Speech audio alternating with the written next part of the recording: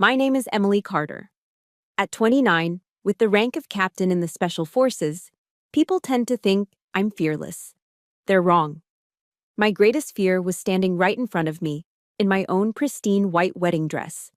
It wasn't the man I was about to marry, but my father, Robert Carter, sitting in the front pew of St. Michael's Church in Charleston. He looked at me, not with a father's eyes, but with the cold, lifelong contempt of a man who saw only disappointment. And then, the doors burst open. A SWAT team stormed in. My father stood up, a triumphant smirk spreading across his face as he roared, "Arrest the bride! Did you really think I wouldn't find out about your lies?" The entire church fell silent, the humiliation like a fiery slap across my face. But my father didn't know one thing. He thought this was his play. In reality, he was just the star of mine. Let me know where you're watching from. Hit that like button and subscribe if you've ever been underestimated by your own family and believe that justice will eventually be served. The setting was a cruel kind of perfect. Our engagement party was held in the manicured gardens of a historic mansion south of Broad, one of those Charleston homes that drips with old money and secrets. The late spring air was thick and sweet with the scent of magnolias, a scent I used to love. A three-piece jazz band played softly near the fountain, their notes weaving through the polite laughter of our guests. Everything was perfect, a perfect lie. Standing beside Liam, his hand warm and steady in mine, I almost let myself believe it. In my ivory silk dress with the man I loved, I felt a flicker of genuine happiness, a dangerous emotion I'd learned to keep on a tight leash. Happiness made you complacent, and I could never afford to be complacent. Not in my world, especially not in his. I felt his presence before I saw him, like a cold front moving through the warm, humid air. My father, Robert Carter, was making his way towards us. He held a heavy crystal tumbler, half full of bourbon, the amber liquid catching the setting sun. The smile I'd been wearing for Liam tightened at the edges, becoming a piece of armor. My entire body went on alert. I knew the storm was coming. Liam felt it, too. His fingers gave my hand a gentle, reassuring squeeze. He knew. He didn't know the specifics, the years of carefully catalogued insults and dismissals, but he knew the tension that radiated from my father like heat off asphalt. Around us, the cheerful atmosphere seemed to congeal, the happy chatter of friends and family suddenly feeling distant and muffled. It was a brutal contrast, the beautiful, elegant surface of our lives and the rot that festered just beneath, in the heart of my own family. It's a feeling I think a lot of people know all too well. He stopped in front of us, giving Liam a condescending pat on the shoulder. "An architect, huh? That's good, son. At least you built something real," he said, his voice a low rumble. Then his eyes swiveled to me. The fake warmth vanished, replaced by a familiar, dismissive sneer. He raised his voice just enough for the cluster of guests nearby to hear every single word. "Not like my daughter here, sitting behind a desk all day at Fort Bragg, playing war games with A4 paper." Each word was a sharpened blade, aimed with surgical precision. The air in my lungs turned to ice. My years of training, the grueling physical and mental toll of earning my rank, the lives that depended on the decisions I made from that desk, all of it was reduced to a child's game. He wasn't done. I always dreamed she'd follow in my footsteps, become a real police officer, carry on the legacy. He sighed, a dramatic, theatrical sound of disappointment. But, well, at least she found a good man to take care of her. That was it. The final twist of the knife. He didn't just dismiss my career, he erased my strength, my independence, and painted me as a woman whose only remaining value was to be taken care of. I felt the heat rise in my cheeks, the public humiliation stinging worse than any physical wound. I could feel the uncomfortable glances from our guests, the pity in their eyes. But as my father basked in his moment, drunk on the power he wielded over my emotions, he made a fatal mistake. He turned to Colonel Miller, my commanding officer, who was standing nearby. My father only knew him as an old friend of the family, a convenient guest to impress. "Don't you worry, Colonel," he boasted, his voice slurring slightly from the bourbon. I'm having some of my old friends at the department pull this Liam fella's file. Can't trust anyone these days, you know. Have to check them out, down to the last detail. A profound, deadly silence fell over our small group. The jazz music seemed to stop. In his arrogant haze, my father had no idea what he had just done. He hadn't just insulted my fiancée. He had just confessed his intent to commit a federal crime, illegally accessing protected information, in front of a senior officer of the United States Army. For me, something inside shifted. This was no longer a personal slight. It was no longer about a daughter's hurt feelings. This was a security threat. This was an active, unacceptable risk. My eyes met Colonel Miller's across the space of a few feet. He gave me a barely perceptible nod. His expression was calm, unreadable, but I saw it all in his eyes: acknowledgement, understanding, and authorization. No words were necessary. A decision had been made. An operation was now in motion. I turned back to my father, forcing the muscles in my face to form a smile. It felt cold and alien on my skin. "You've always been so careful, Dad," I said, my voice even and smooth, betraying none of the glacial fury solidifying in my gut. But inside, the hurt daughter was gone. In her place, Captain Carter was assessing a threat. I looked at the man who gave me life, and I no longer saw a father. I saw a target. I analyzed his arrogance, his overconfidence, his careless speech, all vulnerabilities to be exploited. My silence wasn't weakness. It was the calm, patient focus of a predator that has just locked onto its prey. And as I watched him, basking in his perceived victory, a cold, clear question formed in my mind. Was this it? Was this the final straw? Sleep didn't come that night. The question my mind had formed at the party, was this the final straw, kept echoing in the silence of the bedroom, sharp and insistent. It wasn't a single drop that overflowed the glass. It was the pressure of 1,000 moments, a lifetime of being weighed and measured and always, always found wanting. Liam was asleep beside me, his breathing deep and even, a peaceful anchor in my storm. I slipped out of bed, pulling on a pair of jeans and a sweatshirt. The cool night air of Charleston did nothing to quiet the noise in my head. I got in my truck and drove, the familiar streets a blur of Spanish moss and gas lamps. I ended up at the one place that held all the evidence of my long, losing battle, the climate-controlled storage unit I rented on the outskirts of town, a room full of broken expectations. Inside, under the harsh fluorescent lights, I found the old wooden chest my grandfather had made. The hinges creaked as I lifted the lid, releasing the scent of cedar and old paper. The chest was a museum of my childhood, a collection of artifacts that told a single, painful story.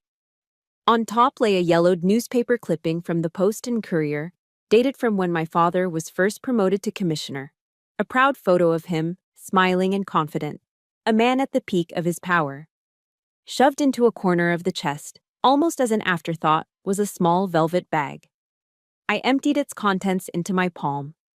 A dozen swimming medals, mostly first place from my high school career. They felt cold and cheap. I remembered the day I broke the state record in the 200-meter freestyle.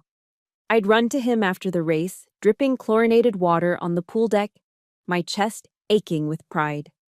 He'd glanced at the gold medal hanging around my neck, his expression unchanged. "That's nice," he'd said, his voice flat. "But when are you going to do something that actually matters?" That question became the soundtrack of my life, a constant humming reminder that nothing I did would ever be enough. The medals, the academic awards, the commendations from my training, they were all just nice trifles. Because in his world, there was only one thing that mattered: the Carter legacy. My father was obsessed with it, and to him, that legacy had a name: Police Chief David Carter. His own father, my grandfather. A World War II hero from the Battle of the Bulge, a man who came home and built a reputation for integrity that was legendary in Charleston. Robert worshipped his memory, but he twisted it into a weapon. "Your grandfather would be so disappointed to see you now," he would say, his voice thick with judgment whenever my path diverged from the one he'd laid out. He'd say it when I chose military history over criminal justice, when I excelled at long-distance running instead of joining the police athletic league. But that wasn't the grandfather I remembered. My grandfather was the one who took me out to the marsh to teach me how to shoot his old service revolver. He's the one who spread topographic maps across the living room floor and taught me how to read the land. "Your mind, Emily," he told me, tapping my forehead with his finger, "is the most powerful weapon you'll ever carry. Don't let anyone, especially not a man who underestimates you, convince you otherwise." He saw me. He saw my potential, not as a carbon copy of the men before me, but as myself. My father's distorted version of him felt like the cruelest betrayal of all, turning a legacy of love into a whip to flay my self-worth. The memory that cut the deepest came unbidden. My 18th birthday. I had just been accepted to West Point. I knew he wouldn't be happy, but I held on to a sliver of hope that he'd see the honor in it, the service. I told him the news at the dinner table. He didn't yell. He didn't say a word. He just quietly stood up, placed his napkin on the table, walked into his study, and shut the door with a soft, final click. The silence was louder than any shouting match. Later that evening, my mother came to my room. She held a small, poorly wrapped gift box. "This is from your father," she whispered, as if she were delivering contraband. I opened it. Inside, nestled in tissue paper, was a cheap fountain pen, the kind you buy in a pack of 3 at a drugstore. "He said," she stammered, unable to meet my eyes. "He said, logistics officers need pens." A logistics officer. He had already decided my fate in his mind. Not a leader, not a soldier on the front lines, but a clerk, a paper pusher. The cold, calculated contempt packed into that cheap little gift was more devastating than any blow. It was a clear, unspoken message. Your dream is worthless. You are worthless. The weight of it all pressed down on me, there in the sterile light of the storage unit. I closed the chest, the creak of the hinges sounding like a final groan of surrender. But it wasn't over. I drove to one last place, Magnolia Cemetery. The air was still and quiet here, the old oaks draped in moss standing like silent sentinels over the dead. I found his grave easily, a simple marble headstone that read, David Carter, husband, father, chief, a man of honor. I stood there, the wind whispering through the trees, and I spoke to him, my voice barely a whisper. "Grandpa, Dad is tarnishing everything you built, everything you stood for. What do I do?" And in the silence, his own words came back to me, as clear as if he were standing beside me. "Honor isn't in the badge, Emily. It's in your actions." In that moment, standing before the grave of the one man who had truly believed in me, the years of sadness and hurt finally burned away, leaving something hard and clear in their place: determination. My father had spent my entire life trying to break me with his definition of legacy. He had no idea he had given me the very tool I needed to fight back.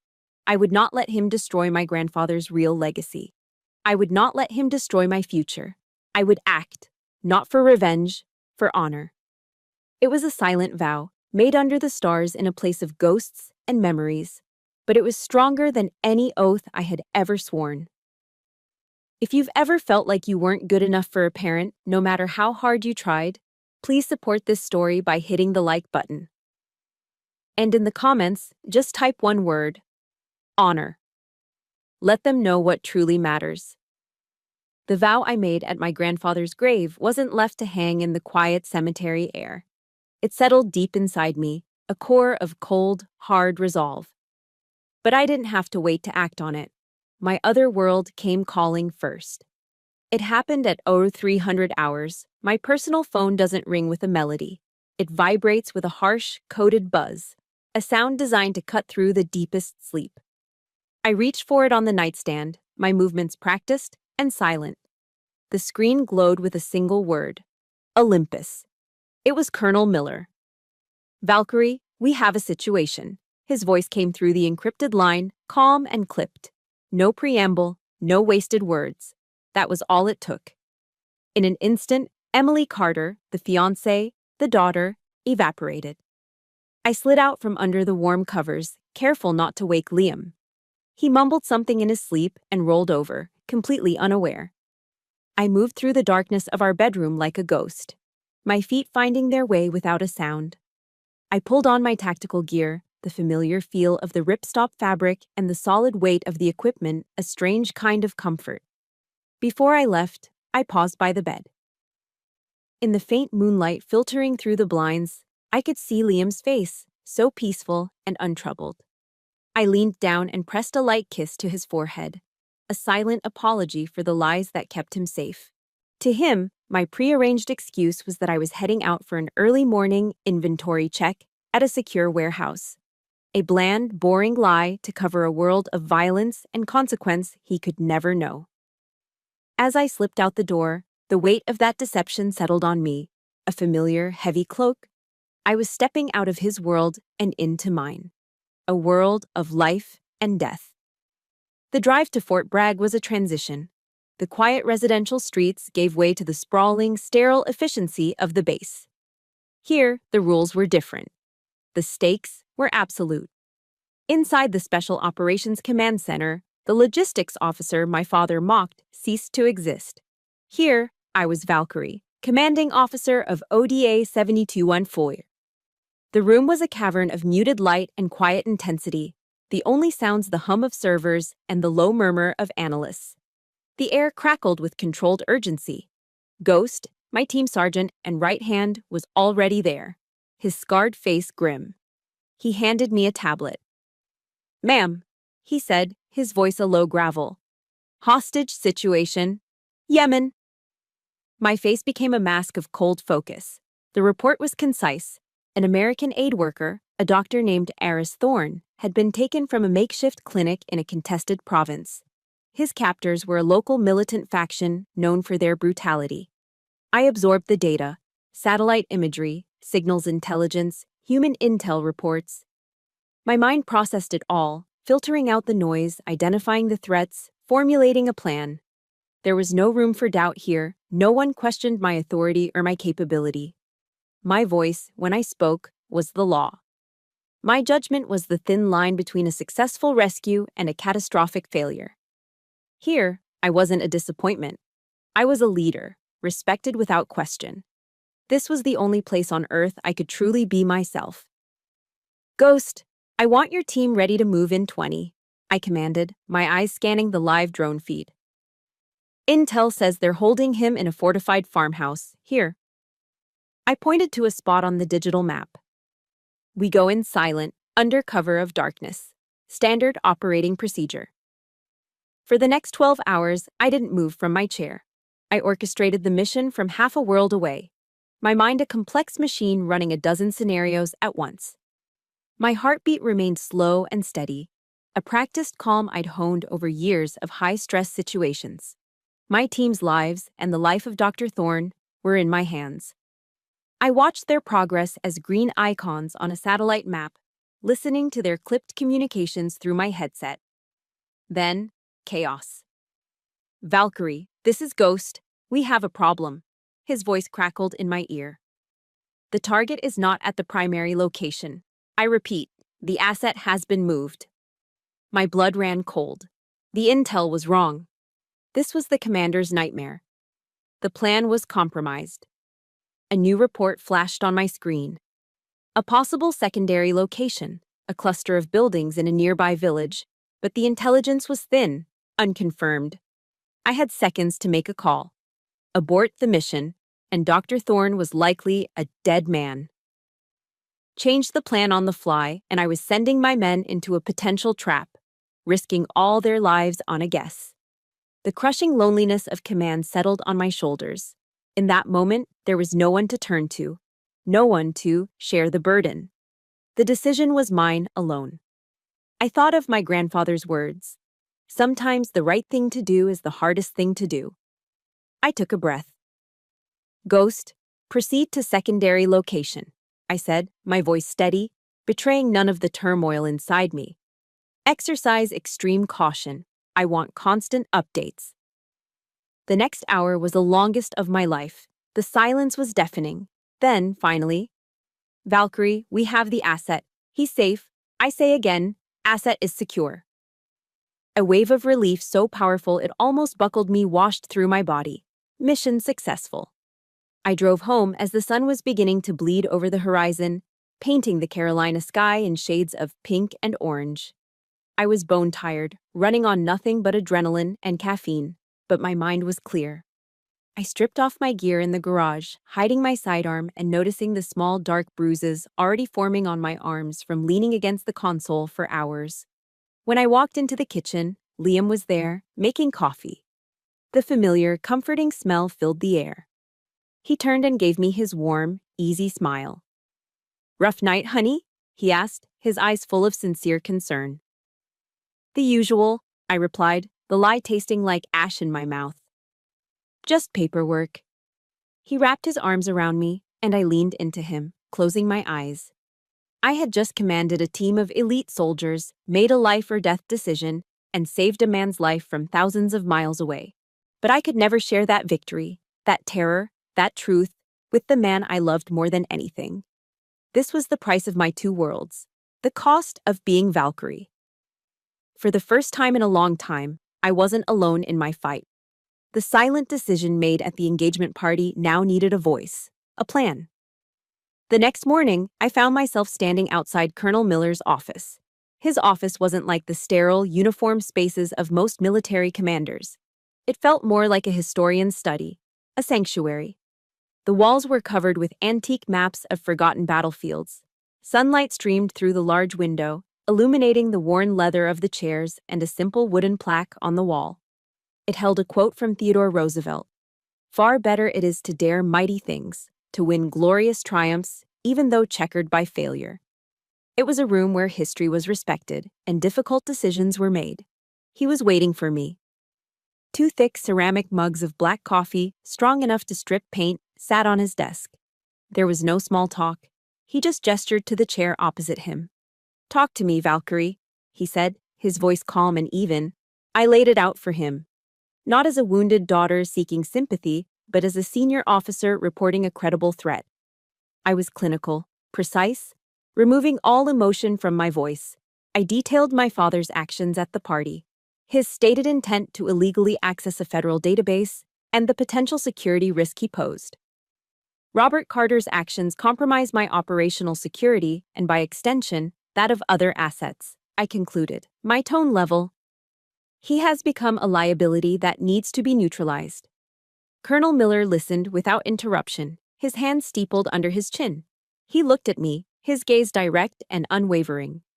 There was no pity in his eyes, no condescension. There was only respect. The kind of respect my father had denied me my entire life. "I've seen men like your father before, Emily," he said, the use of my first name feeling like a deliberate gesture of support. "Men poisoned by the power they used to have. In many ways, they're more dangerous than any enemy we face overseas. Their pride makes them predictable, but also reckless." He didn't ask if I was sure. He didn't tell me to reconsider, to think about the fact that this was my own father. He didn't lecture me about family. He trusted my judgment. Absolutely. He leaned forward, his expression hardening with purpose. "What do you need from me?" That simple question hit me with the force of a physical blow. It was more valuable than 1,000 words of encouragement. It wasn't just an offer of help, it was a blank check of trust, a confirmation of my authority, a validation of everything I had fought to become. For a moment, I felt a lump form in my throat, but I swallowed it down. This wasn't the time for emotion. This was the time for action.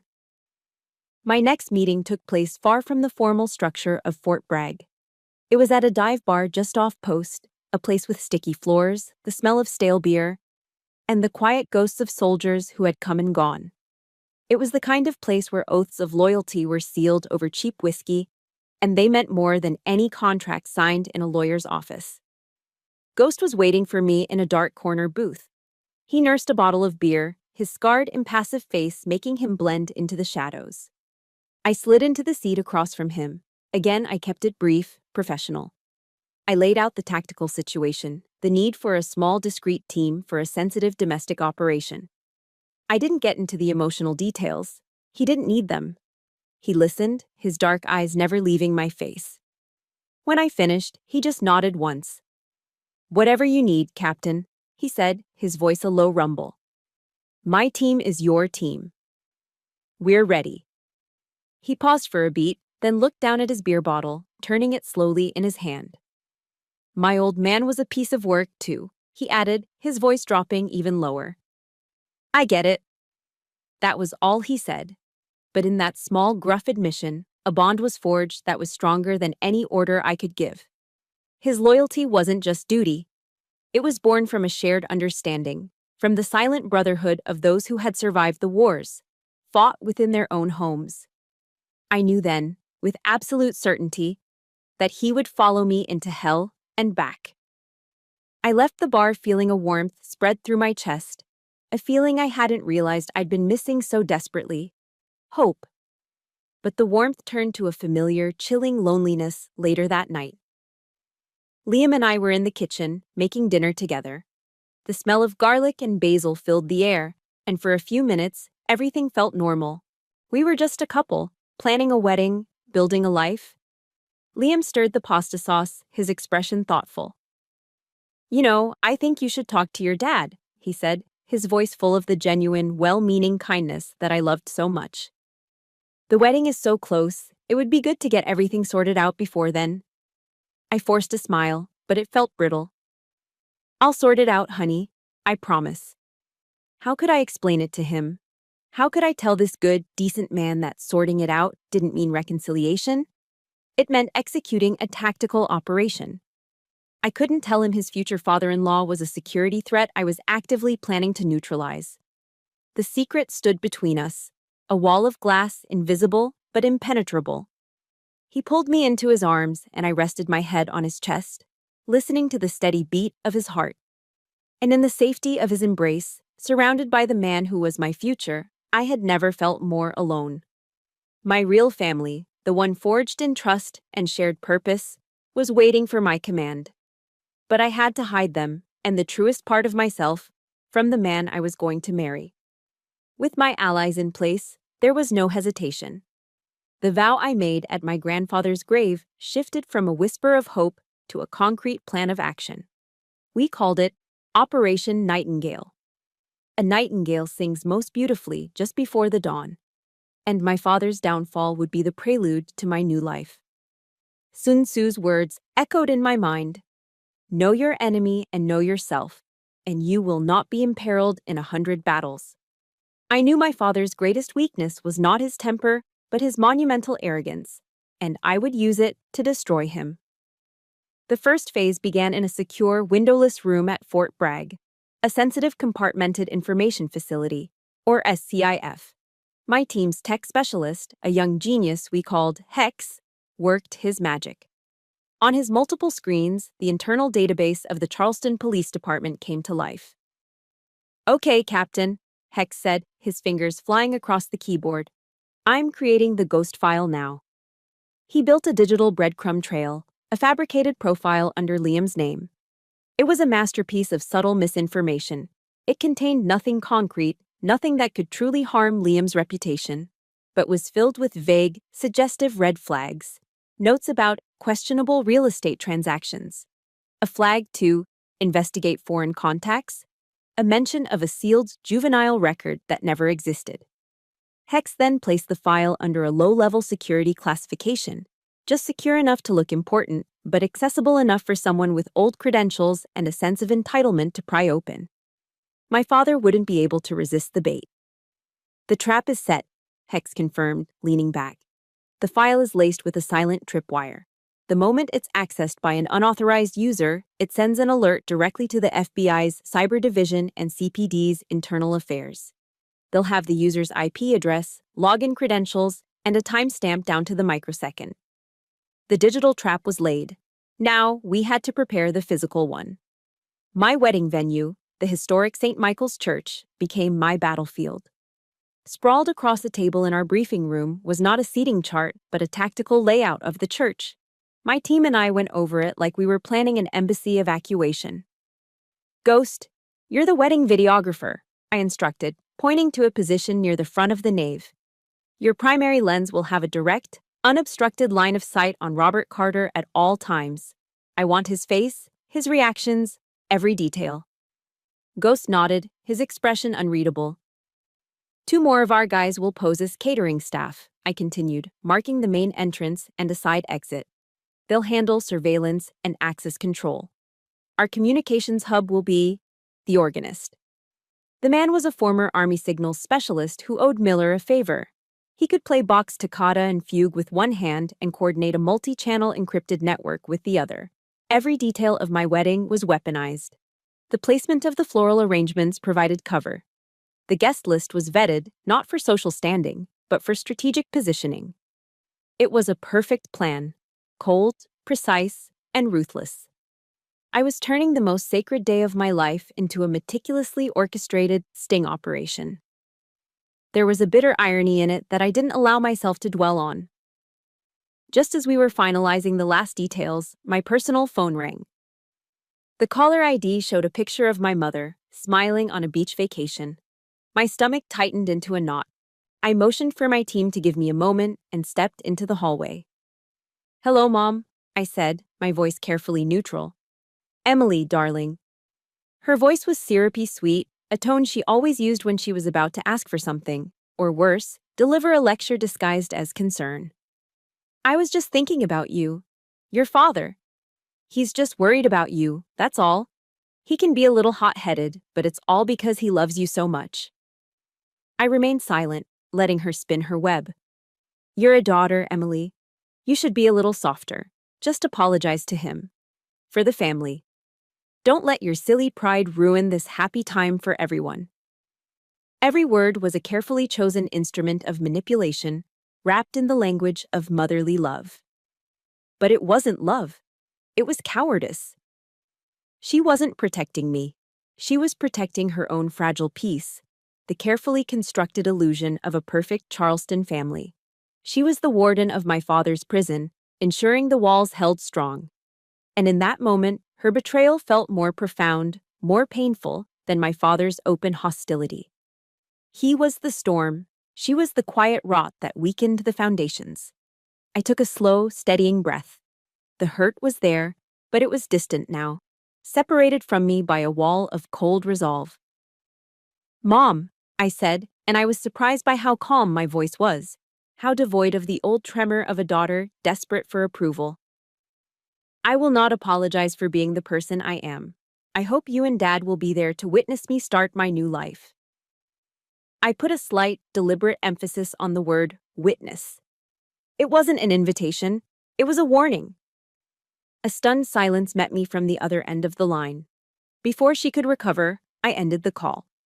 I stood in the empty hallway for a long moment, my own reflection staring back at me from the polished glass of a framed photograph.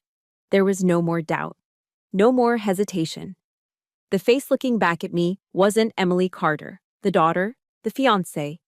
It was Valkyrie, a soldier about to enter the most important battle of her life. The day of the wedding arrived, cloaked in the deceptive beauty of a perfect Charleston morning. Standing in the bridal chamber of St. Michael's Church, I looked at my reflection in the tall, antique mirror. The woman staring back was a stranger in ivory lace and silk. She looked serene, ethereal, every bit the blushing bride. But her eyes told a different story. They weren't the eyes of a bride, they were the eyes of a soldier scanning the terrain, assessing every angle, waiting for the signal to advance. A soft whisper, barely audible, broke the silence. "Target has entered the sanctuary. All units, confirm status." It was the voice of my comms operator, the organist, speaking to me through a microscopic earpiece hidden beneath my carefully styled hair. I felt no bridal jitters, no last-minute nerves, just the cold, sharp focus of a commander in the final moments before H hour. This wasn't a wedding. It was an ambush. The door creaked open and my mother bustled in, her face a mask of forced cheerfulness. She fussed with the veil, her hands trembling slightly. "Oh, Emily, you look so beautiful," she said, her voice bright and brittle. Her eyes, however, wouldn't meet mine in the mirror. They darted around the room, landing everywhere but on my face. Just try to make your father proud today, won't you? The words, once capable of wounding me, now felt like nothing more than a final confirmation. They were a dull, familiar echo of a lifetime of misplaced loyalty. I didn't feel pain. I just felt the last embers of hope for her finally turn to ash. My resolve hardened into something unbreakable. Through the slightly ajar door, I watched my father make his grand entrance. He didn't walk into the church as the father of the bride. He strode in like a conquering general reviewing his troops. He nodded condescendingly to the guests, shook hands with the mayor and a few city councilmen, his chest puffed out with self-importance. He was completely oblivious to the fact that the polite catering staff he breezed past were two of the most lethal operators in the U.S. Army. His gaze swept over the videographer in the front, Ghost, and dismissed him with a contemptuous glance. He had no idea that the professional-grade camera lens was not just capturing memories, it was gathering evidence. My father's arrogance had always been his defining trait, but today it was also his fatal flaw. It made him blind. It made him the perfect prey. Finally, the moment came. My father appeared at the door of the bridal chamber to perform his duty, to walk his only daughter down the aisle. It was a hallowed tradition, a symbol of a father's love and protection. For us, it was the final move in a deadly chess game. He took my arm, his grip surprisingly firm, proprietary. We stood together in the narthex. The massive oak doors of the sanctuary closed before us, shutting out the expectant murmurs of the guests and the soft prelude from the organ. In this small enclosed space, his presence was suffocating. He leaned in close, his breath smelling of expensive bourbon and something sour. His voice, a venomous whisper meant only for me, coiled in my ear. After today, you're finally going to learn your place, girl. You should have listened to me from the start. And then he leaned back and kissed my cheek. It wasn't a kiss of fatherly affection. It was cold, dry, a seal of ownership, a final brand of his contempt upon my skin. The kiss of Judas. That was it. That was the last straw. The final unforgivable insult delivered in the very threshold of the church, moments before he was to present me to my future husband. For him, it was a declaration of his ultimate victory. For me, it was the green light, the signal to execute. I didn't flinch. I didn't pull away. I held his gaze, my own expression a placid mask. I gave a slight, almost imperceptible squeeze to the bouquet of white roses in my hands, feeling the tiny, powerful microphone hidden deep within the stems. It was active. Everything was in place. Then, the deep, resonant chords of the pipe organ began to swell, the sound vibrating through the stone floor. The great oak doors swung open. Every head in the church turned. A sea of faces, some smiling, some weeping with joy. But I only saw one. At the far end of the long aisle, standing before the altar, was Liam. His face was lit with an expression of such pure, unadulterated love that it momentarily stole my breath. In his eyes, I saw our future. I saw the peace I had fought so hard in so many ways to find. For one fleeting, beautiful second, I felt it. The quiet, profound serenity I'd always craved. But I knew it was just the calm before the storm. This sacred aisle was not a path to my husband. It was my battlefield. And with my enemy's arm linked through mine, I took the first step forward. Each step was measured, steady, unwavering. The game was on. This is the moment everything changes. If you believe that a person's worth is defined by their own actions, not by the judgment of others, please hit the like button for Emily. And in the comments, type one word, walk. Let's walk this path with her. We stood before the altar, Liam's hand holding mine tightly. The scent of lilies and old prayer books filled the air. The minister smiled warmly, his voice echoing slightly in the vast vaulted space of St. Michael's. He reached the pivotal moment in the ceremony, the ancient words hanging in the air. If anyone has just cause why these two should not be joined together in holy matrimony, let them speak now, or forever, hold their peace. The silence that followed was shattered. The great oak doors at the back of the church burst open with a deafening crash. Sunlight streamed in, silhouetting a team of men clad in black tactical gear, rifles held at the ready. Panic erupted.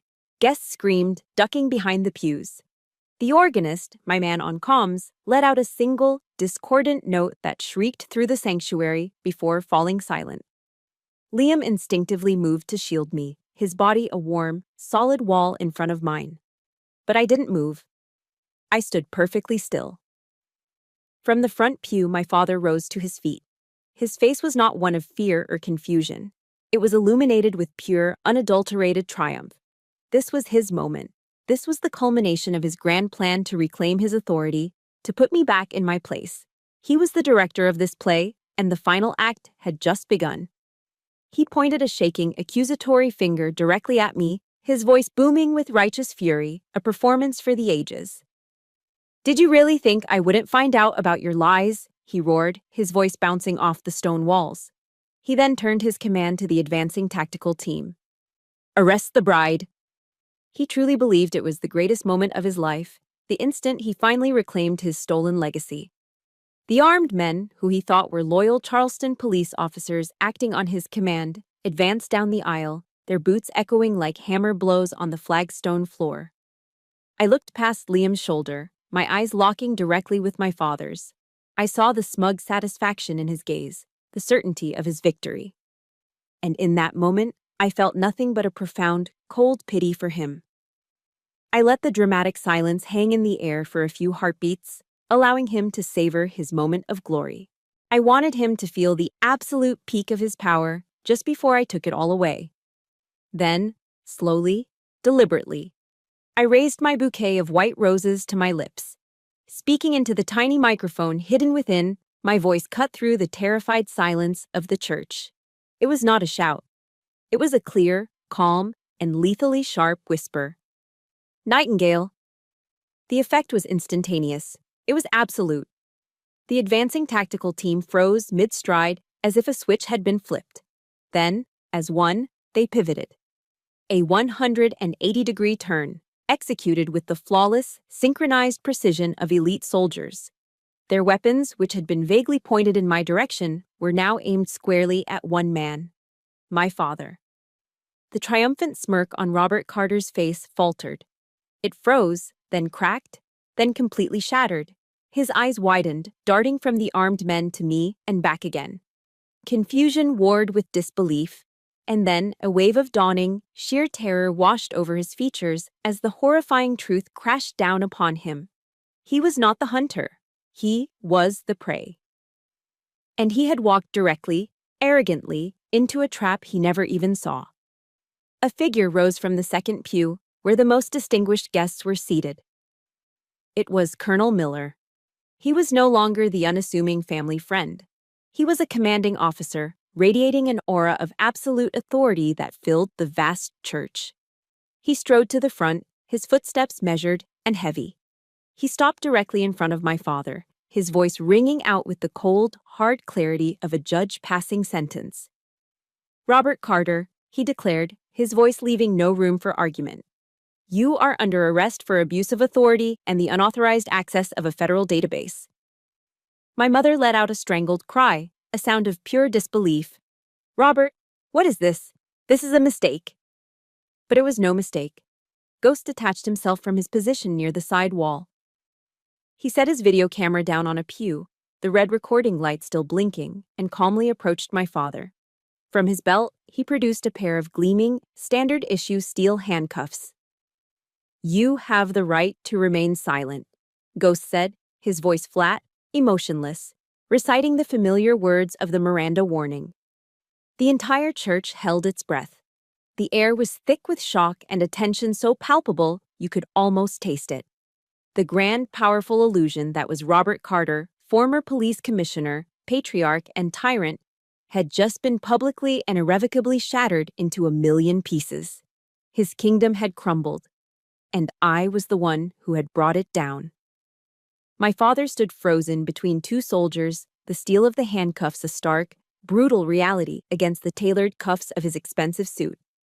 It was my mother who finally broke the spell, her voice a high-pitched, piercing shriek of denial that seemed to desecrate the sacred silence of the church. What has he done? This is a mistake. You don't understand. He's Robert Carter, she cried, lunging forward as if to physically shield him, her words grasping for an authority his name no longer held. The soldiers flanking him didn't even flinch. Colonel Miller stepped forward, his calm authority acting as a bulwark against her rising hysteria. "There is no mistake, Mrs. Carter," he said, his voice resonating with a finality that brooked no argument. As he spoke, a soft mechanical whirring sound drew every eye upward toward the ornate chancel arch above the altar. The entire congregation watched, mesmerized, as a large motorized projection screen, normally used for hymn lyrics and scripture verses, descended silently from its hidden recess in the ceiling. It hummed to life, the stark white light cutting through the dim, reverent atmosphere of the church. But instead of displaying romantic photos of Liam and me, or a welcoming message for our guests, it showed the cold, official interface of a government computer system. Bold, white letters materialized against a deep blue background, a chilling and unmistakable seal of power. FBI, Cyber Division. A collective gasp, a sound like the wind being sucked out of the room, rippled through the pews. This was no longer just a shocking family drama playing out in a house of worship. This had escalated into something far more serious, something official and federal. My mother's desperate protest died in her throat, her hands flying to her mouth. The screen in front of us transitioned, displaying a digital log file. The text was small, but the headings were clear, damning, and designed to be understood by everyone. The primary heading read, Unauthorized Access Log. Charleston PD Secure Database. Colonel Miller's voice, amplified slightly by the church's acoustics, narrated the evidence as it appeared on screen, his tone as dispassionate as if he were reading a field report.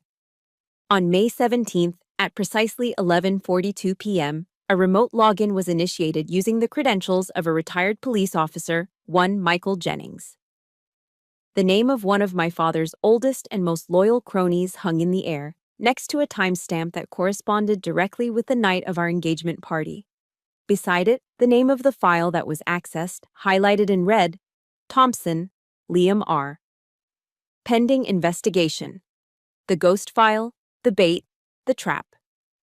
The user then accessed a flagged file containing sensitive, albeit fabricated, information. Miller continued, his voice a steady, relentless drumbeat of facts. This action immediately triggered a silent alert to our cybercrimes unit in Quantico, as well as the CPD's Internal Affairs Division.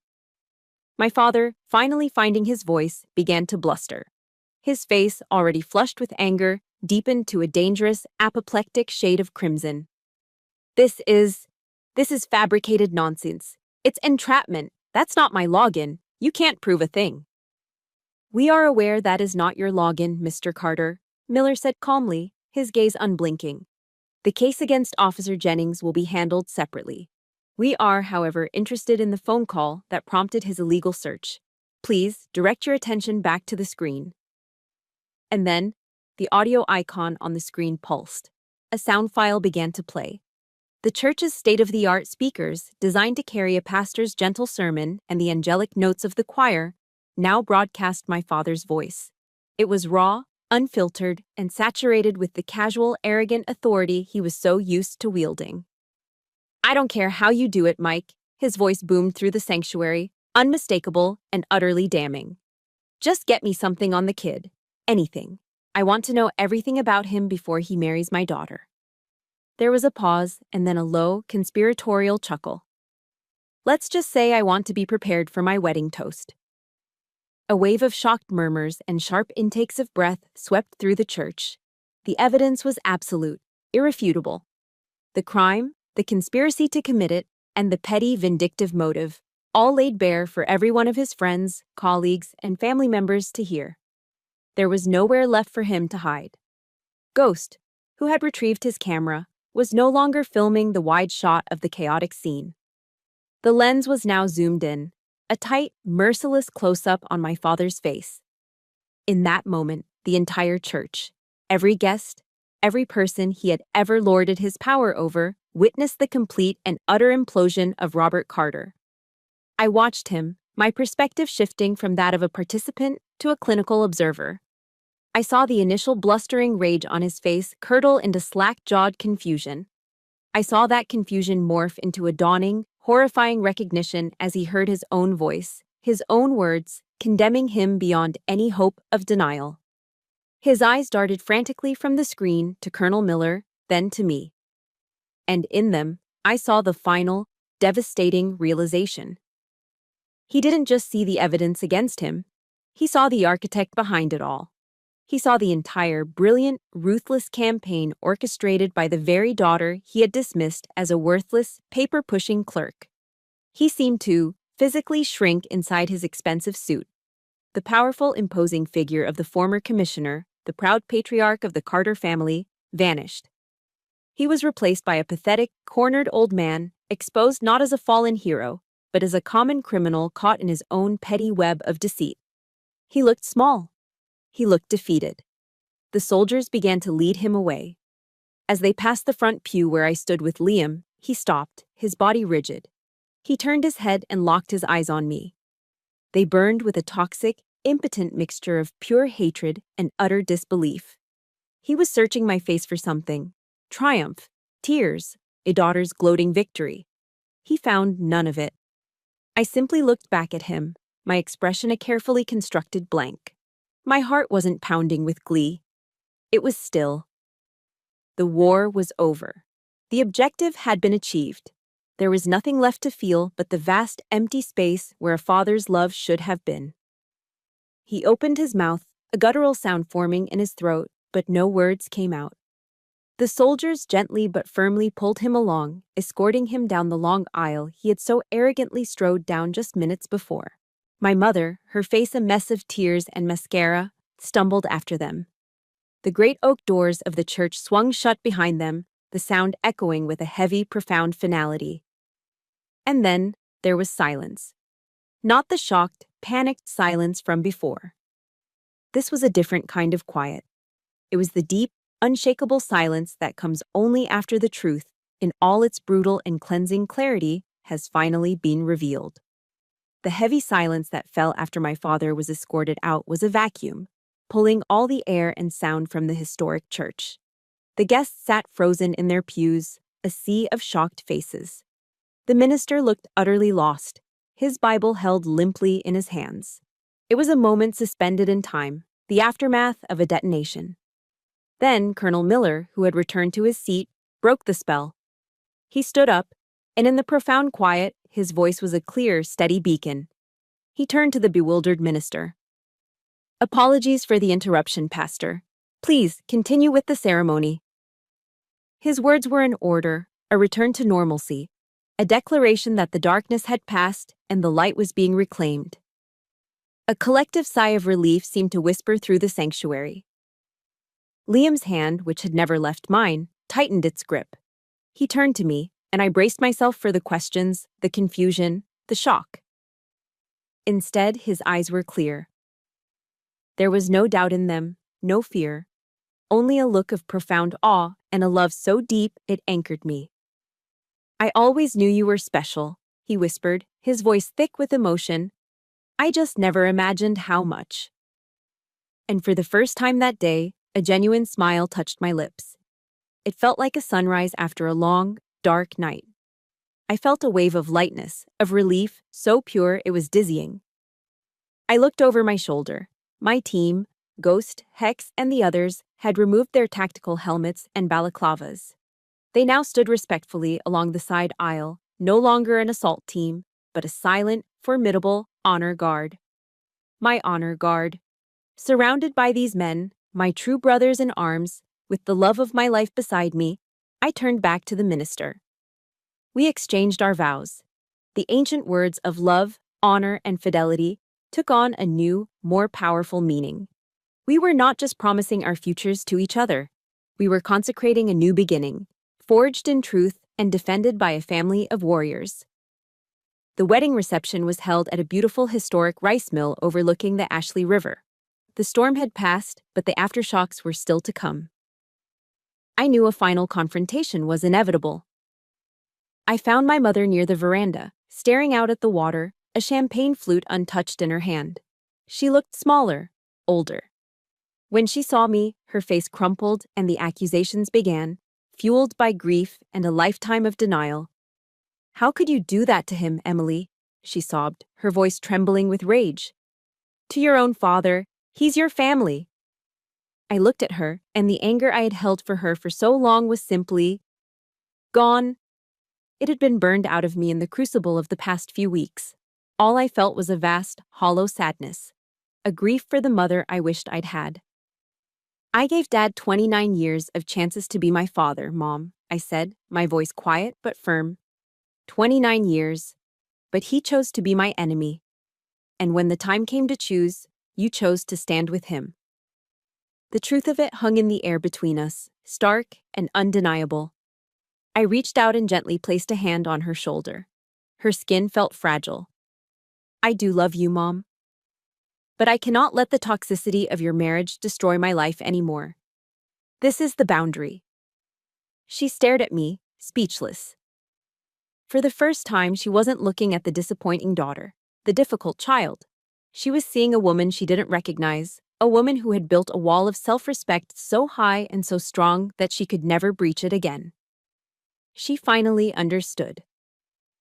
The daughter she thought was weak had become the one with all the power. Later, as the sun began to set, casting a golden glow over the water, Colonel Miller found me. He raised his glass of whiskey to mine. "I'm proud of you, Major," he said, the words slipping out so naturally that it took me a second to register it. He'd just revealed my upcoming classified promotion.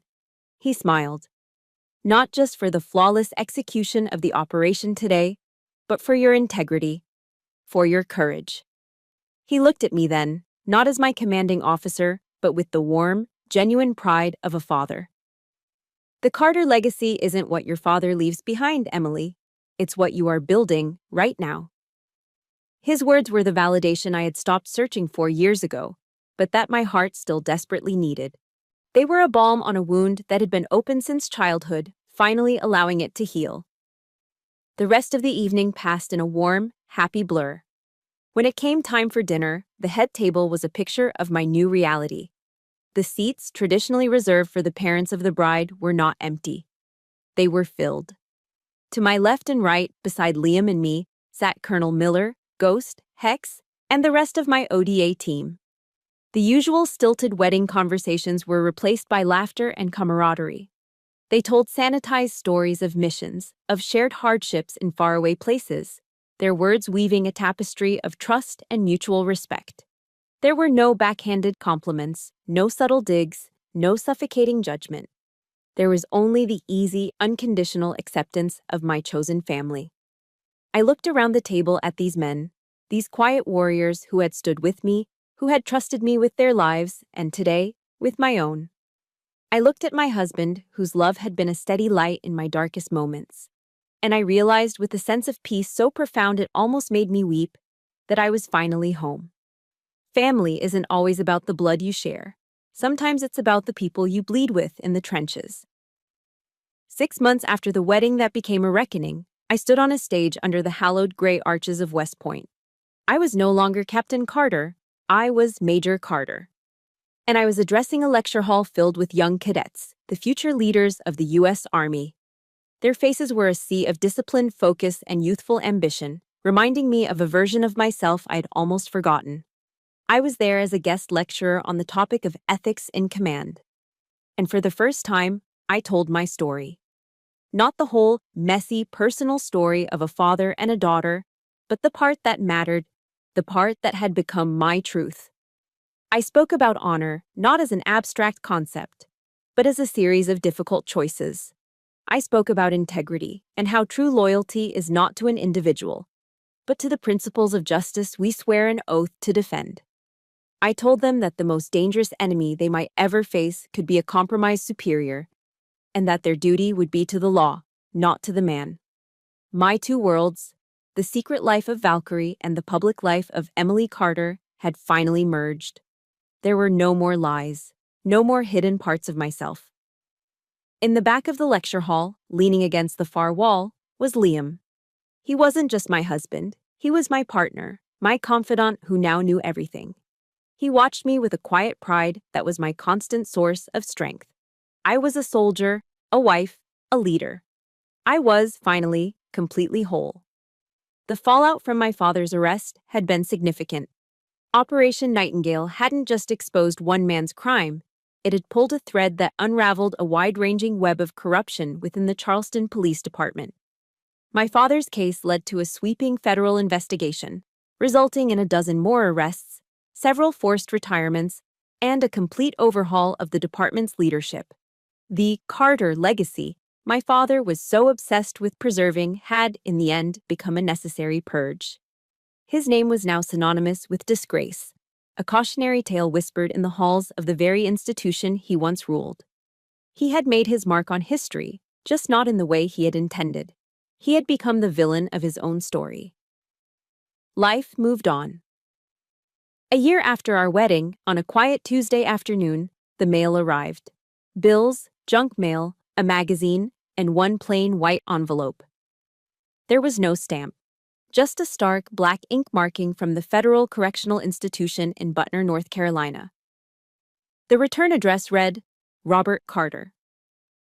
I held the letter in my hand, feeling the surprising weight of the single sheet of paper inside. A year ago, the sight of this envelope would have sent a jolt of anxiety and anger through me. It would have had the power to ruin my day, to drag me back into the vortex of his toxic influence. But now, standing in the sunlit hallway of my own home, I felt nothing. No anger, no curiosity about what pathetic justifications or venomous accusations might lie within. No lingering pain. The war was over. The battles had been won. He no longer held any power over me. His words were just ink on paper, the meaningless ramblings of a ghost from a life that was no longer mine. Calmly, I walked into my home office, turned on the paper shredder, and fed the unopened letter into the slot.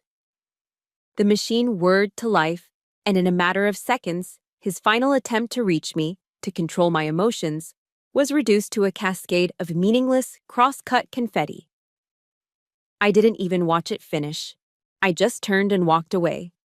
I went out into the backyard. It was a perfect autumn afternoon, the air crisp and clean. Our golden retriever, General, was chasing a tennis ball across the lawn, his barks full of goofy, unrestrained joy. Liam was there, laughing as he threw the ball again. He saw me and his smile widened. I walked up behind him and wrapped my arms around his waist, resting my chin on his shoulder. He leaned his head back against mine, and we stood there for a long moment, just watching our dog play, bathed in the warm afternoon sun. This was it. This was the peace I had fought for. Not the tense, adrenaline-fueled quiet before a mission, but the deep, soul-settling tranquility of a life built on truth, love, and a hard-won sense of honor. I finally understood what my grandfather had tried to teach me all those years ago. A true legacy isn't a name carved on a building or a rank pinned to a uniform. It's not something you inherit. A true legacy is the peace you build for yourself, brick by brick, choice by choice. It's the quiet dawn you create with your own two hands. And that is my story. The journey wasn't easy, but the peace I found on the other side was worth every battle. I share this because I know I'm not alone. So many of you have fought your own wars in the places that were supposed to be your sanctuary, and my heart is with you. If you take anything from my experience, let it be this. You are the author of your own legacy. Your honor is defined by your actions, and your peace is the most sacred ground you can ever claim. If my story moved you, please support our channel by liking and subscribing. And in the comments, I'd be honored if you would share one word: legacy. Let's remind each other what we are all building.